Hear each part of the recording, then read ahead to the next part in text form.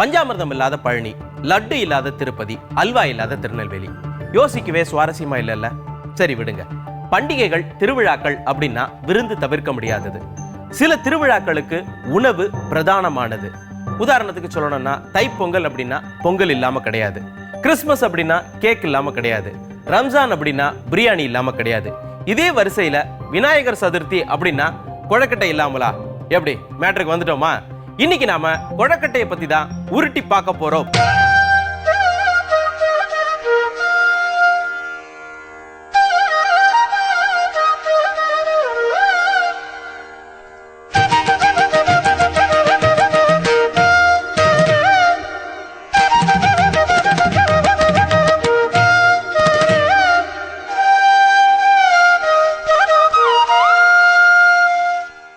கொழுக்கட்டை எந்த காலத்துல இருந்து நம்ம உணவு முறையில இருக்குது? இந்த கொழுக்கட்டை ரெசிபியை முதல்ல செய்தது யாரு? இதுக்கெல்லாம் சட்டுன்னு துல்லியமாக காலத்தோட விடை சொல்ல முடியாது. இதற்கான பதிலை கண்டுபிடிக்கணும் அப்படின்னா சின்னதா ஆராய்ச்சியில இறங்கணும். கொழுக்கட்டைக்கு தேவையான மூலப்பொருள் எது? அரிசி மாவு. கிமு 4500க்கு முன்பே தென்கிழக்கு ஆசியாவில் வெவ்வேறு இடங்கள்ல நெல் பயிரிடப்பட்டதற்கான ஆதாரம் இருக்குது.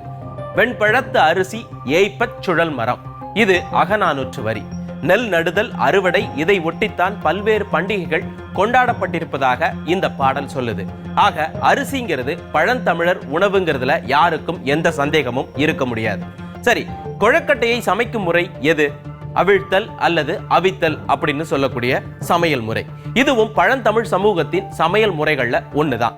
ஆக அரிசி மாவு தயாரிப்பதும் பழந்தமிழர்களின் வழக்கமாகத்தான் இருந்திருக்கு.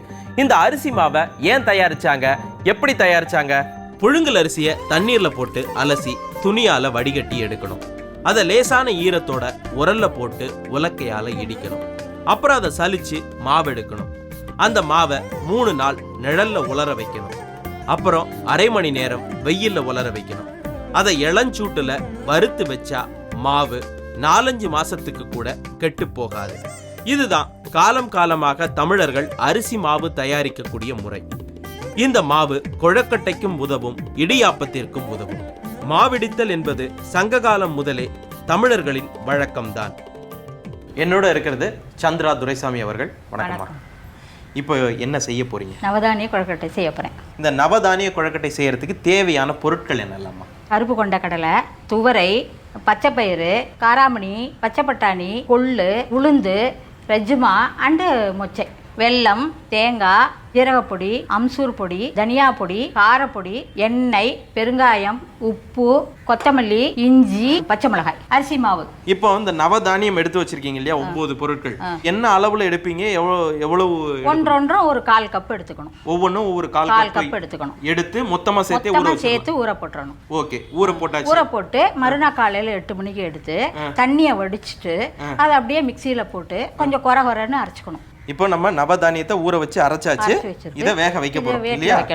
நம்ம இட்லி தட்டுல நம்ம சுத்தி வச்சு வேக வைக்க போறோம். அவ்வளவுதான். குக்கருக்குள்ள வைக்கலாமா? இப்போ மூடி போட்டு மூடிடலாம். ஒரு 10 நிமிஷம் வேக வைக்கணும். விசில் போடாம 10 நிமிஷம். இந்த டயத்துல நம்ம என்ன பண்ணலாம்? கொழுக்கட்டை மாவு கிளறி வச்சுருக்கலாம். கொஞ்சம் எண்ணெய், நல்லெண்ணெய், கொஞ்சமா சால்ட், லேசா 2 டம்ளர் தண்ணி.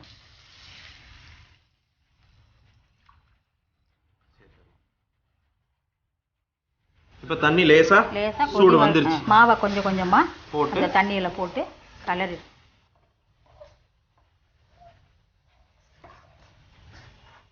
கொழுக்கட்டை மாவு ரெடி இல்லையா? ரெடி. ஓகே. இப்போ இந்த மாவை என்ன பண்ண போறீங்க? இந்த மாவு காயாம இருக்கிறதுக்காக கொஞ்சம் ஈர துணி போட்டு மேல மூடி வச்சிருவீங்க. இப்போ அடுப்பு நிறுத்திடலாமா? அடுப்பை நிறுத்திடலாம். நிறுத்திக்கங்க.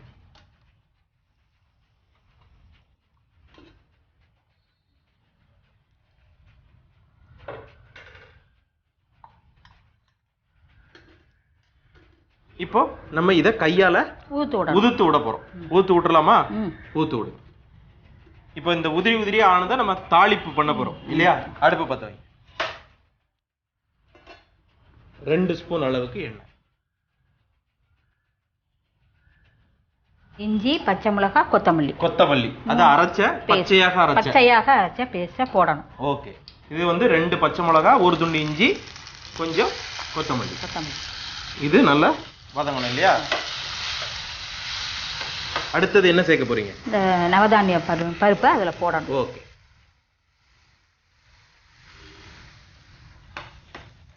அடுத்த பொடிகள்லாம் சேர்க்கணும் இல்லையா? ஃபர்ஸ்ட் என்ன சேர்க்கணும்? ஜீரக பொடி 1 ஸ்பூன் இல்லையா? 1.5 ஸ்பூன், 1.25 ஸ்பூன் போடு. அடுத்தது தனியா பொடி. தனியா பொடி. அடுத்தது அம்சூர் பொடி வந்து ஒரு சிட்டிகை, கொஞ்சமா அந்த ஃப்ளேவருக்காக, புளிப்புக்காக. அப்புறம் காரப்பொடி. பச்சை மிளகாய் ஏற்கனவே பேஸ்ட் நம்ம போட்டிருக்கோம், கொஞ்சமா போட்டா போதும். கொஞ்சம் போட்டா போதும். ஓகே. அதுக்கப்புறம் உப்பு 2 ஸ்பூன் உப்பு போடணும். ஓகே. அடுத்தது பெருங்காயம் ஒரு சிட்டிகை. ஓகே. அப்புறம் இதுக்கு மேல வெல்லம். இதனுடைய அந்த சின்ன பச்சை வாசனை கொஞ்சம் போகணும். இந்த பொடிகளுடைய பச்சை வாசனை போன பிறகு நம்ம இப்ப தேங்காய் சேர்த்துக்கிறோம். ஓகே. தேங்காய் துருவல் ஒரு 4 ஸ்பூன் போடணும். 4 ஸ்பூன் போதும். ஓகே. இது ஒரு கிளறின பிறகு அடுப்பை நிறுத்திடலாமா? ஓகே. நமக்கு பூரணம் ரெடி இல்லையா? இப்போ நம்ம கொழுக்கட்டை செய்ய போறீங்க. கொழுக்கட்டை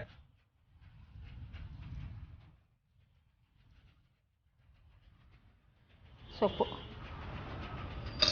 திரும்ப லேசா எண்ணெயை தொட்டு தண்ணி பேஸ்ட் பண்ணிடுறீங்க. அப்படியே வச்சு இதை நம்ம வேக வைக்கணும் இல்லையா?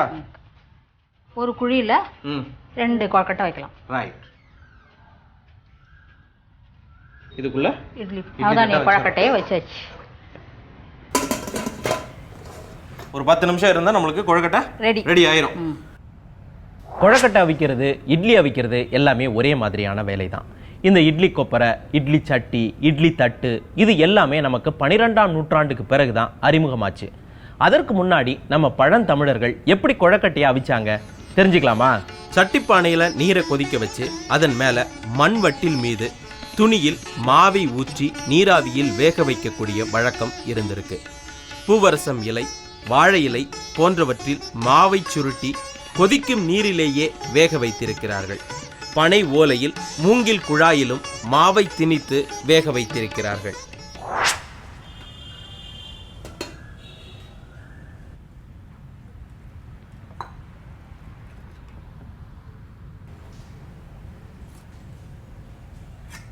நவதானிய கொழுக்கட்டை டேஸ்ட் பார்க்குறேன்.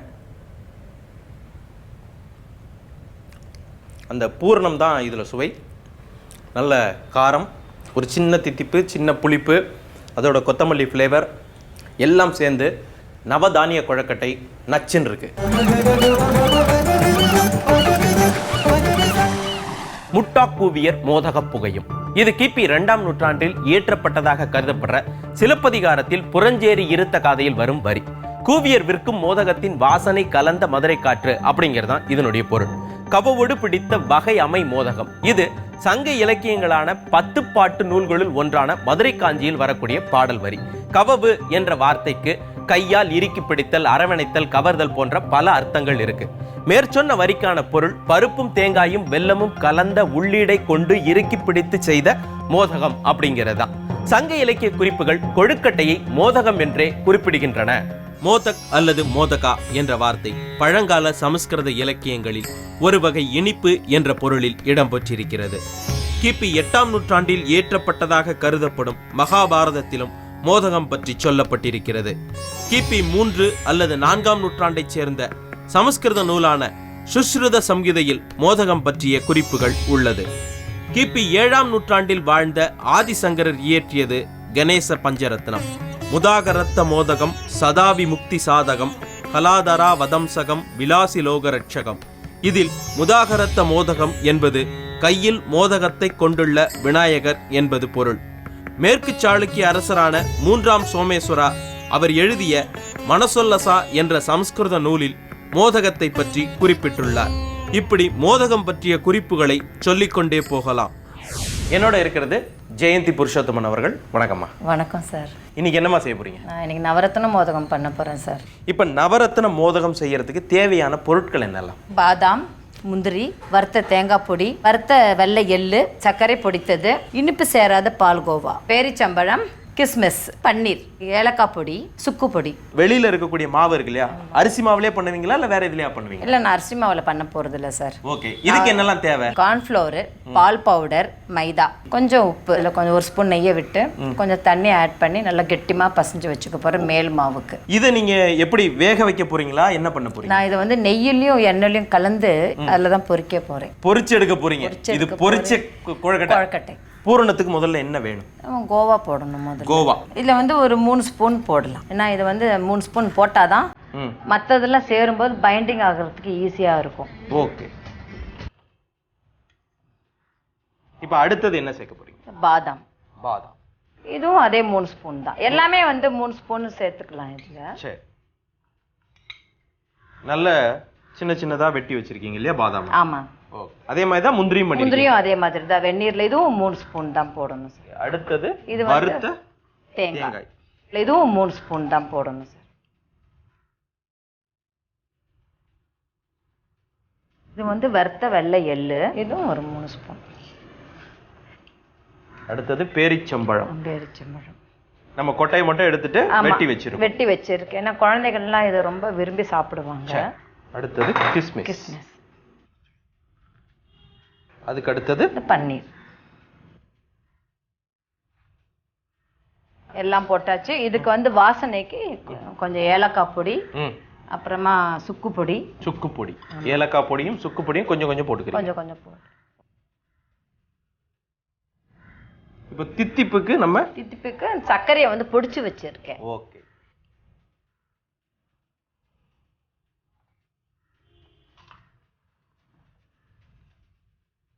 பசஞ்சாச்சு இது. ஓகே. இப்போ மேல் மாவுக்கு முதல்ல என்ன எடுக்க போறீங்க? முதல்ல மைதா. ஆமா. ஒரு 4 ஸ்பூன் வேணா சேர்த்துக்கிறேன். 4 ஸ்பூன். ஓகே. கார்ன்ஃப்ளவர் மாவு 4 ஸ்பூன். பால் பவுடர் இது வந்து 2 ஸ்பூன் சேர்த்துக்கிறேன். ஒரு சிட்டிகை உப்பு. நெய் கொஞ்சம் இல்லை, ஒரு ஸ்பூன் விட்டு அப்புறம் தண்ணியை விட்டு பசைய போறேன். ஒரு 2 ஸ்பூன் அளவுக்கு நெய். இந்த மாவுக்கு லேசா தண்ணி தெளிச்சு பசையணும் இல்லையா? ஆமா. சொப்பு செய்யற மாவு ரெடி சார். அடுத்தது என்ன பண்ணணும்? அடுப்பை பற்ற வச்சு எண்ணெயை காய வைக்கணும். அடுப்புல முதல்ல நெய் ஒரு 2 கரண்டி எண்ணெய். இது என்ன? இது வந்து சன்ஃப்ளவர் ஆயில். ஒரு பக்கத்துல நம்மளுக்கு காஞ்சிக்கிட்டு இருக்கு பொரிக்கிறதுக்கான எண்ணெயும் நெய்யும். ஆமா. இப்போ என்ன பண்ண போறீங்க? இப்போ நாம மோதகம் பண்ணணும் இல்லையா? ஆமா.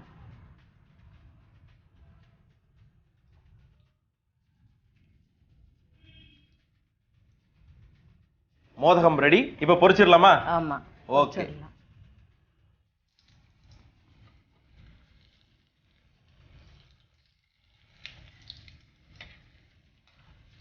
இது ரொம்ப நம்ம வந்து அடுப்புல வைக்கணுங்கிறது இல்ல, போட்ட உடனேயுமே எடுத்துடலாம். லேசா வெந்தாலே போதும். அப்படியே எடுத்து அப்படி சாப்பிடுறதுக்கு நல்லா இருக்கும். ஆமா.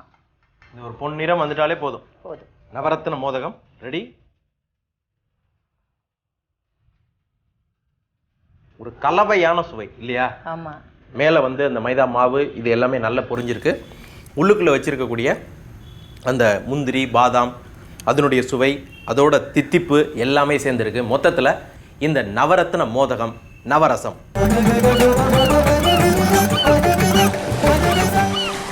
உலகத்திலேயே எந்த நாட்டுக்காரங்க அதிகமாக கொழுக்கட்டை சாப்பிட்றாங்க அப்படின்னு கேட்டால் கண்ணை மூடிக்கிட்டு இந்தியர்கள் அப்படின்னு நாம் சொல்லிடுவோம். ஆனால் இந்தியர்களை விட அதிகமாக கொழுக்கட்டை சாப்பிடுவது சீனர்கள் தான். என்ன கேட்குறதுக்கு ஆச்சரியமாக இருக்கா? உண்மையும் அதுதாங்க. ஒரு காலத்தில் நம்மளுடைய காலை உணவாக கொழுக்கட்டை இருந்தது. காலப்போக்கில் என்னாச்சு? பண்டிகை கால உணவாக மாறி சடங்கு சம்பிரதாய உணவாக இன்னைக்கு வந்து நிற்குது. ஆனால் இன்றைக்கும் சீனர்களுக்கு காலை உணவு கொழுக்கட்டை தான். இந்த சீனர்கள் என்ன விதமான கொழுக்கட்டை பண்ணுறாங்க, அது என்ன சுவையில் இருக்குது, எப்படி செய்கிறாங்க தெரிஞ்சுக்கலாமா?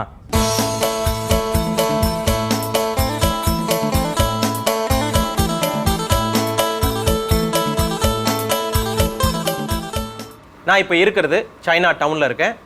என்னோட செஃப் லாய் சி சுங். நமஸ்தே ஜி. नमस्ते. आपका असिस्टेंट नाम क्या है? मेरा असिस्टेंट बॉबी छत्री. பாபி சத்ரி, நீங்கள் இப்போ எங்களுக்காக என்ன செய்ய போகிறீங்க? Today I am showing that GOG. சீன கொழுக்கட்டைகளின் பொது பெயர் ஜியோசி. இது மாவு, அதற்குள்ளாக பூரணமாக காய்கறி கலவையோ இறைச்சியோ அல்லது காய்கறிகளும் இறைச்சியும் சேர்ந்து செய்யப்பட்ட கலவையோ வைத்து செய்யும் கொழுக்கட்டை வகை. தமிழ்நாட்டில் எப்படி இட்லியோ அதே மாதிரி சீனர்களுக்கு ஜியோசி அப்படின்னு நாம சொல்லலாம். சீனர்களின் சந்திர புத்தாண்டின் போது வட தென் சீனத்தின் பல்வேறு பகுதிகளில் இந்த ஜியோசியை செய்து வழிபடுவதை வழக்கமாக வச்சிருக்காங்க. சைவ ஜியோசி, அசைவ ஜியோசி, இனிப்பு ஜியோசின்னு இதுல பல வகைகள் செய்யறாங்க. இந்த ஜியோசிக்கு பின்னாடியும் வரலாறு இருக்கு. அது என்ன தெரிஞ்சுக்கலாமா? ஜியோசி மங்கோலிய நாடோடிகளின் உணவு. அவர்கள்ட்ட இருந்து தான் சீனர்கள் ஜியோசியை சமைக்க கத்துக்கிட்டாங்களாம். கிறிஸ்து பிறப்பதற்கு பல நூற்றாண்டுகளுக்கு முன்பிருந்தே சீன உணவுல ஜியோசி இருக்கு அப்படின்னு வரலாற்றாளர்கள் சொல்றாங்க. ஹன் பேரரசு சீனாவின் கிமு 206 முதல் கிபி 220 வரை நிலை பெற்றிருந்தது.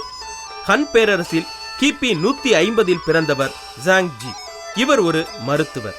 சீன பாரம்பரிய மருத்துவ முறையை உருவாக்கியதில் முக்கியமானவர். குறிப்பாக பனியால் பாதிக்கப்பட்ட காது மடல்களை குணப்படுத்துவதில் இவர் சிறப்பு வாய்ந்தவராக இருந்தார். இவர்தான் ஜியோசி கொழுக்கட்டையை உருவாக்கியதாக சில ஆய்வாளர்கள் சொல்கிறார்கள். What are the ingredients? Maida, yellow capsicum, red capsicum and green capsicum. Okay. This is called pak choy. Spring onions, chopped carrot, hoisin sauce, ginger oil, little salt. I am going to make first dough. Okay. Maida, Maida. Maida flour. Maida flour, Little salt. little salt, Okay. கொஞ்சமா உப்பு. konjam, and water. Little water. Little. Okay. It's like a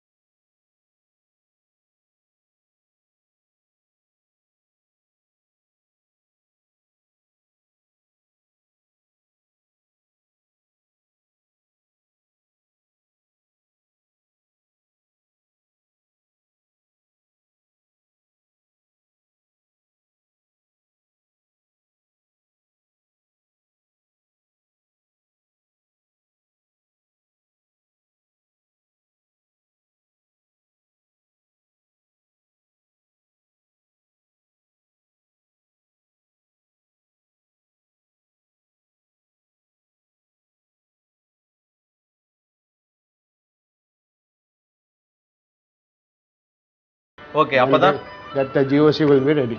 okay 6 நிமிஷம் wait பண்ணாதான் ஜியோசி கிடைக்கும். அப்புறம் தான் taste பார்க்க முடியும். Definitely. Okay. இன்றைக்கும் பொதுவாக காது மடல்கள் வடிவத்துல அல்லது சிறிய கொம்பு போன்ற வடிவத்துல இந்த கொழுக்கட்டைகள் செய்யப்படுது. கொம்பு என்பதை குறிக்கும் சீன வார்த்தை ஜியோ. அதுல இருந்து தான் ஜியோசி அப்படிங்கக்கூடிய பெயர் உருவானதாக சொல்றாங்க. இதுக்கு பின்னாடியும் ஒரு நாடோடி கதை இருக்குது. மருத்துவரான ஜாங்ஸி ஒரு சமயம் ஒரு கிராமத்தோட மக்கள் கடும் குளிர்ல உணவில்லாம நோய்வாய்ப்பட்டு தவிக்கிறத பார்த்தாரு. அவங்களோட காது மடல்கள் குளிர்ல கடுமையாக பாதிக்கப்பட்டிருந்ததை அவரு உணர்ந்தார். உடனே தன்கிட்ட இருந்த மாவை தயார் செய்தார். இறைச்சியை சிறு சிறு துண்டுகளாக வெட்டி அதுல சில மூலிகைகளையும் கலந்து பூரணம் தயார் செஞ்சு அந்த மாவுக்குள்ள பூரணத்தை வச்சு மடிச்சு வேக வச்சாரு. சிறு சிறு காது மடல்கள் போன்ற வடிவத்துல கொழுக்கட்டை தயாரானது. அதை உணவா மருந்தா அந்த மக்களுக்கு கொடுத்தார். அவங்க பசியிலிருந்து மீண்டு வந்தாங்க. பாதிக்கப்பட்டிருந்த அவங்க காது மடல்களுக்கும் நிவாரணம் கிடைச்சது. செஃப் 6 minutes ஆயிருச்சு. Yeah, 6 நமக்கு minutes இப்போ over now. We have to open now. Now we have to take it out. Okay. Chef Lai Chi Chong அவருடைய கை வண்ணத்துல Yeah. GOG. GOG. இல்லையா? Yeah, ready. GOG ready. இது என்னது chef? This is chili with the tomato sauce. This one, red one. Spinach with the coriander chili. And this is chili paste. Chili paste. Yes. Okay. இது வந்து complement இதோட. Yeah, compliment. இல்லையா? Yeah. நம்ம இது தொட்டு சாப்பிடணும் Yeah. சட்னி மாதிரி. Yes. இல்லையா? ஓகே. இப்போ நான் இந்த Chopstick. சாப்ஸ்டிக் Yes, வச்சு yeah. நம்ம சாப்பிடணும். இல்லையா?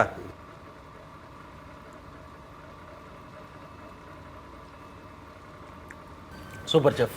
Thank you. அந்த ஃபில்லிங் ரொம்ப நல்லா இருக்கு. அதோட நல்ல ஸ்டீம்ல நல்ல வெந்திருக்கு. இந்த GOC சூப்பர். மீண்டும் மற்றொரு சுவையான உணவோடும் வரலாறோடும் உங்களை சந்திக்கின்றேன். பாய்.